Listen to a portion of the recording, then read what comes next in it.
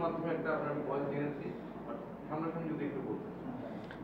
না, কতদিন জানি মাঝখানে ক্যাপ্টেন ছিলাম না, ওই সময়টা রিল্যাক্স ছিলাম, এনজয় করেছি পুরো সময়টা, ভালো সময় কেটেছে। রিজনটা এর আগেও বলেছিলাম, বাট আমার কাছে মনে হয়েছে যে ক্রিকেট বোর্ড যেভাবে আমার সাথে কমিউনিকেট করেছে, তারপরে সবার সাথে সুন্দর একটা হেলদি কনভারসেশন হয়েছে। পাশাপাশি একটা সময় যে আমার মনে হয়েছে যে আমি নাজমুল হোসেন শান্ত ইন্ডিভিজুয়াল ব্যক্তির থেকে বাংলাদেশ টিমটা অনেক বড়, এবং আমার চিন্তার থেকে বড় চিন্তা হইল যে আসলে বাংলাদেশ টিমের কি প্রয়োজন, এবং যেখানে বাংলাদেশ ক্রিকেটের বোর্ডের এত বড় বড় কর্মকর্তা বা এক্স ক্রিকেটাররা তো এখন বোর্ডে আছেন, তারা যখন একটা পরামর্শ দিচ্ছেন অবশ্যই এটা টিমের ভালোর জন্য, আমার নিজের ভালোর জন্য। সো ওই কনভারসেশনটাকে আমি পুরোপুরি রেসপেক্ট দিয়েছি, এবং যদি এক কথায় বলি যে আমার কাছে মনে হচ্ছে আমি ইন্ডিভিজুয়াল নাজমুল হোসেন শান্তর থেকে বাংলাদেশ ক্রিকেট দলটা আগে রাখা উচিত। সো আমি দলটাকে আগে রেখে আমি আবার এই ডিসিশনে এসেছি। যে কারণগুলোতে আপনি আগে মানে ক্যাপ্টেন থেকে সরে দাঁড়ানোর সিদ্ধান্ত নিয়েছিলেন, ওই সমস্যাগুলো কি সমাধান হয়েছে যখন আপনি নতুন ওটা আবার ক্যাপ্টেন থেকে টেক আপ করলেন? সমস্যার কথা তো আসলে খুব একটা আমি বলেছিলাম না, বাট আমার কাছে মনে হয় যে ক্রিকেট বোর্ড, যেটা আমি বললাম যে সুন্দর একটা হেলদি কনভারসেশন হয়েছে, যে যেই প্রবলেমগুলো হতে পারে বা যে প্রবলেমগুলো হচ্ছে ওই জিনিসগুলো কিভাবে আমরা হ্যান্ডেল করতে পারি সবাই মিলে, ওই বিষয়গুলো নিয়ে সবাই আমরা সবার জায়গা থেকে পজিটিভ ছিলাম। এবং আমি আশা করছি যে সামনের দিকে খুব পজিটিভ ওয়েতে এই দলটা আগাবে, এবং আমি বিশ্বাস করি যে ক্রিকেট বোর্ড ওই জায়গায় আমাকে পুরোপুরি সাপোর্ট করবে। ক্যাপ্টেন, মানে আমার যতদূর মনে পড়ে, যদি তুলনা করে থাকি, আপনি একটা বলেছিলেন যে তিন ক্যাপ্টেন তিন ফরম্যাটে, এটা মনে হয় খুব একটা প্রয়োজন নাই, বা আপনিও খুব একটা স্বস্তি বোধ করছিলেন না, হয়তো আপনি সাপোর্ট করছিলেন না, যদি আমি বলি। এখনো তো দেখা যাচ্ছে যে তিন ফরম্যাটে তিন ক্যাপ্টেন, আপনারা ড্রেসিং রুম শেয়ারও করছেন একসাথে কোনো একটা ফরম্যাটে বা দুটা ফরম্যাটে। মানে এখন কি সেই অস্বস্তিটা কাজ করবে যে তিন ক্যাপ্টেন ড্রেসিং রুমে আছে, কোনো সমস্যা? না, এটা তো আমার মনে হয়েছিল, এটা মনে হওয়ার পেছনে যথেষ্ট কারণও ছিল, বাট আমি যেটা বললাম একটু আগে যে ক্রিকেট বোর্ডের সাথে খুব হেলদি একটা কনভারসেশন হয়েছে, খুব ভালো একটা কনভারসেশন হয়েছে যে কী কী প্রবলেম হতে পারে, এগুলো আমরা কীভাবে সমাধান করতে পারি, এই প্রবলেমগুলোই যেন না হয়। তো সেই বিষয়গুলো নিয়ে আমরা খুবই ক্লিয়ার, এবং আমি একদমই আশাবাদী যে এই ধরনের কোনো প্রবলেম হবে না। আমি যেটা বললাম যে ক্রিকেট বোর্ডের সাথে সুন্দর কমিউনিকেশন হয়েছে আমার। সো এই জিনিসগুলো যদি আসে, তারা পাশে থাকবেন এবং এই প্রবলেমগুলো সলভ করার চেষ্টা করবেন। তার থেকে ইম্পর্ট্যান্ট হইলো যে বাকি যে দুইজন ক্যাপ্টেন আছেন, সেই দুজনের সাথে আন্ডারস্ট্যান্ডিং খুবই ভালো। আমরা একসাথে বসেছিলাম, বসে আমরা কমিউনিকেট করেছি যে আসলে আমাদের দলটাকে তিন ফরম্যাটে কীভাবে আমরা আগায় নিয়ে যেতে পারি, কী কী জায়গায় আমাদের ইমপ্রুভমেন্টের দরকার আছে। এই কমিউনিকেশনটা আমাদের মধ্যে হয়েছে, এবং আমরা তিনজনই আশাবাদী যে না, এই দলটা আর কি প্রয়োজন, আমরা ওই দলটাকে ওইভাবে নিয়ে আগায় যেতে পারবো। সো এখানে কমিউনিকেশনে কোনো গ্যাপ নেই, এবং আমি যেটার কারণে কনভিন্স যে না, ক্রিকেট বোর্ড আমাকে ওই হেল্পটুকু করবেন, যেটা আমার মাথার মধ্যে ছিল যে হয়তো প্রবলেম হতে পারে বা এটা যৌক্তিক না তিন ফরম্যাটে, যেটা আমি বলেছিলাম। বাট অ্যাজ আই সেড, যে এত বড় বড় ক্রিকেটাররা যখন ওই পরামর্শটা দিয়েছেন, বা ক্রিকেট বোর্ডের এক্স ক্রিকেটাররা যারা এখন আছেন, তারা যখন একটা সাজেশন দেয়, তখন অবশ্যই ভালো চিন্তা করেই দেয়। সো ওটার উপরে বিশ্বাস রেখে আমি ফেরত এসেছি, এবং আমার কাছে মনে হয়েছে যে সামনে ভালো কিছু হবে।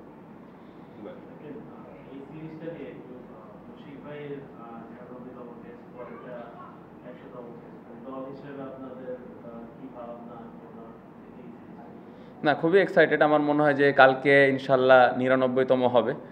উনি ড্রেসিং রুমে থাকা অলওয়েজ আমাদের জন্য ভালো লাগার বিষয়। কারণ হলো টেস্ট ক্রিকেটটা অবশ্যই আমরা সবসময় এক্সপিরিয়েন্সকে প্রায়োরিটি দিই। সো ওনার এত বছরের একটা ক্যারিয়ার, এটা আমাদেরকে অনেক হেল্প করে। ওনার এক্সপিরিয়েন্সটা আসলে ক্রাঞ্চ মোমেন্টে কীভাবে ওই প্রেশারগুলো হ্যান্ডেল করার লাগে, এই বিষয়গুলো সবসময় আলাপ আলোচনা হয়। সো খুবই এক্সাইটেড, এবং আমি পার্সোনালি এই দুইটা টেস্ট ম্যাচ সেলিব্রেট করতে চাই, এনজয় করতে চাই, সবাই মিলে একসাথে পুরো দিনটা এনজয় করবো। স্পেশালি 100তমটা যদি উনি সুস্থভাবে খেলতে পারে, তাহলে ওই 5টা দিন আমরা সবাই মিলে সেলিব্রেট করব, এবং পুরো দিনটা 5টা দিন খুব ভালোভাবে এনজয় করতে চাই। সো খুবই আশাবাদী ইনশাল্লাহ উনি সুস্থভাবে দুইটা টেস্ট ম্যাচ খেলবে।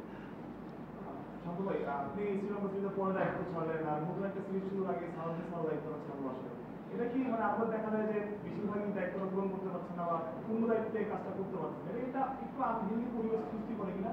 আরেকটা প্রশ্ন হচ্ছে যে সাউথ আফ্রিকার দায়িত্ব ছাড়া তো আপনার সাথে কথা হচ্ছে, কিন্তু আপনি ক্যাপ্টেন বা আপনি জিজ্ঞেস করেছেন। না, এটা তো আসলে টোটালি ওনার পার্সোনাল ডিসিশন, প্রথমে উনি কী চিন্তা করে করেছে। দ্বিতীয়ত আমি বলবো যে ক্রিকেট বোর্ডের সাথে ওনার কমিউনিকেশন কতটুকু হচ্ছে এই বিষয়ে আমার আসলে আইডিয়া নেই।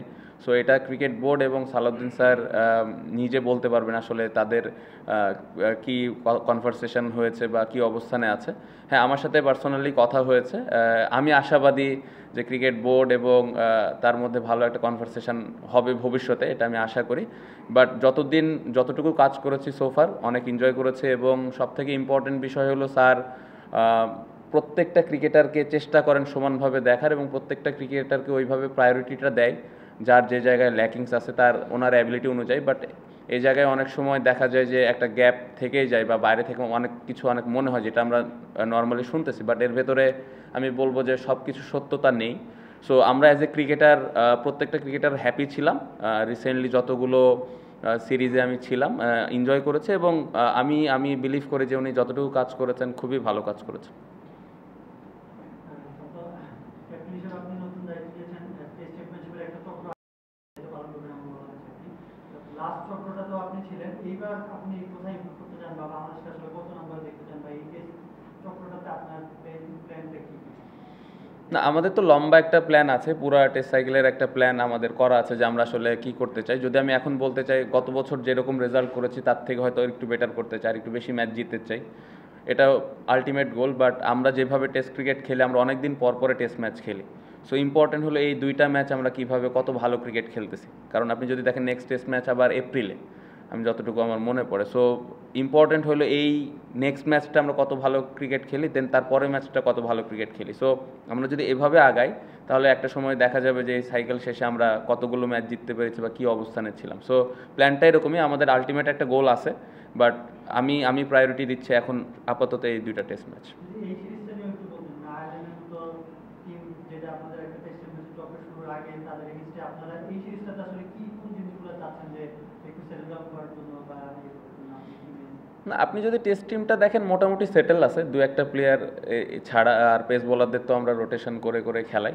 সো এই টিমটাতে ম্যাক্সিমাম ক্রিকেটাররা কিন্তু আছে, আলাদা বাড়তি কোনো প্ল্যান নাই। অবশ্যই যদি এই সিরিজটা আমরা ভালোভাবে খেলতে পারি তাহলে এটা আমাদের বাড়তি একটা কনফিডেন্স দিবে।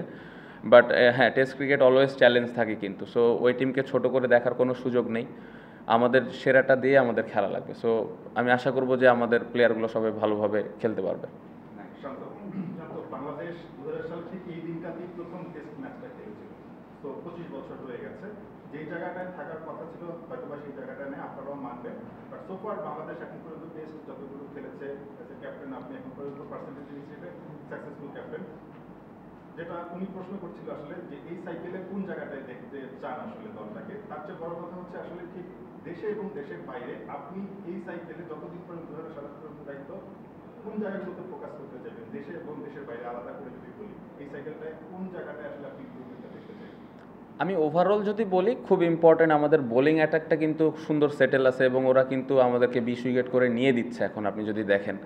সো ইম্পর্টেন্ট হবে এই যে টোটাল 16টা ম্যাচ আছে ফেব্রুয়ারি পর্যন্ত, লাস্ট ম্যাচ 2027-এ, এইখানে আমরা অ্যাজ এ ব্যাটিং ইউনিট কত ভালো ক্রিকেট খেলতেছে, একটা এভারেজ স্কোর, কত ভালো একটা স্কোর আমরা ফার্স্ট ইনিংসে দাঁড় করাইতে পারি, বা কতগুলো 100 আমরা অ্যাজ এ টিম হিসেবে প্রতি ইনিংসে করতেছি, এই বিষয়গুলো আমার লক্ষ্য থাকবে। এবং টার্গেট যেটা আমি বললাম একটু আগে, যে ওই গোলটা ওইভাবে সেট করা।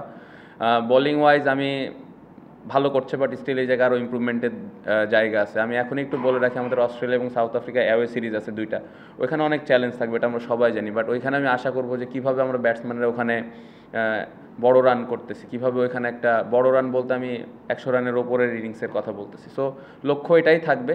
আর একটা ভালো কোশ্চেন করছেন, সেটা হলো যে টেস্ট ক্রিকেটটা আশানুরূপভাবে ওরকম আগায়নি। এটার পেছনে আমি মনে করি যে আমাদের তো পুরোটাই দোষ যে আমরা অত ভালোভাবে দলটাকে আগায় নিয়ে যেতে পারিনি, এটা আমাদের ফল সবার আগে। বাট পাশাপাশি আমি বলবো যে এখানে আপনাদেরও একটু দায়িত্ব নিতে হবে, যে সবসময় আপনারা হোয়াইট বল নিয়ে অনেক কথা বলেন, হোয়াইট বলে কেউ 50 করলে 100 করলে অনেক কথাবার্তা হয়, অনেক ভাইব উঠে যায়। বাট কেউ এখানে টেস্ট ক্রিকেটে কেউ যদি 3 উইকেট নেয় বা 100 করে বা 200 করে, ওটা নিয়ে খুব বেশি কথাবার্তা কিন্তু সোশ্যাল মিডিয়ায় হয় না। বাট আমার কাছে বিং এ ক্রিকেটার হিসেবে মনে করি আমি যে টেস্ট ক্রিকেট সব থেকে সম্মানের জায়গা, এবং আমরা প্লেয়ার হিসেবে সবসময় এই ফর্মেটটা খেলতে প্রাউড ফিল করি। সো আমি আশা করব যে আপনারা যেরকম হোয়াইট বলটারে যেভাবে একটা ভাইব ক্রিয়েট করেন বা যেভাবে প্লেয়ারদেরকে ওপরের দিকে নিয়ে যান, আমি আশা করব যে এই ফর্মেটে প্লেয়ারদেরকে নিয়ে একটু আলোচনা বেশি হবে, বা আরেকটু ওপরের দিকে নিয়ে যাওয়া, এই জিনিসগুলো যদি হয় আস্তে আস্তে আমাদের পাশাপাশি আপনারা যদি এই হেল্পটুকু করেন, তাহলে টেস্ট ক্রিকেটটা আমার মনে হয় সামনের দিকে আগাবে এবং সাধারণ মানুষের কাছে ওই মেসেজটা পৌঁছাবে যে আসলে টেস্ট ক্রিকেটের গুরুত্বটা কতটুকু। সো এতটুকু তো আমি আশা করতেই পারি। কিন্তু এই উইকেটে আমরা 4টে টেস্ট খেলেছি, তার মধ্যে 3টাতেই হার, একটা জয় আছে। নিজের ইনিংসে আপনি ক্যাপ্টেন ছিলেন, মানে কেমন দেখলো উইকেটটা, মানে এই পাঁচটির এই ম্যাচটা এখানে কেমন হতো? মিরপুর চট্টগ্রামে বলতে পারি যে আসলে কেমন হতে পারে কম্বিনেশন, কিন্তু এখানে 4টে ম্যাচে কম্বিনেশন চেঞ্জ হয়েছে, কোনো স্পিনে একটাকে বসে গেছে, কোনো পেসে বসে গেছে। এবার আপনি কেমন চান, উইকেটে কেমন দেখেন, ম্যাচটা কেমন হতে পারে? একটা ইনস্ট্রাকশন তো দেওয়া হয়েছে টিমের পক্ষ থেকে গ্রাউন্ডসম্যানকে। আমি আশা করি যে উইকেটটা ভালো হবে, স্পোর্টিং উইকেটই আমি আশা করছি। বাট অলওয়েজ সবসময় সারপ্রাইজ হই ওই পার্টিকুলার ওই ডেতে কী বিহেভ করতেছে, ওয়েদার কন্ডিশন অনেক কিছু ম্যাটার করে। বাট অ্যাজ এ ক্যাপ্টেন হিসেবে আমি আশা করব যে উইকেটটা স্পোর্টিং হবে, ভালো উইকেটই হবে। ব্যাটসম্যানরা বড় রান করার একটা সুযোগ থাকবে যদি যে ইনস্ট্রাকশন আমরা গ্রাউন্ডসম্যানকে দিয়েছি ওই অনুযায়ী যদি উইকেট হয়।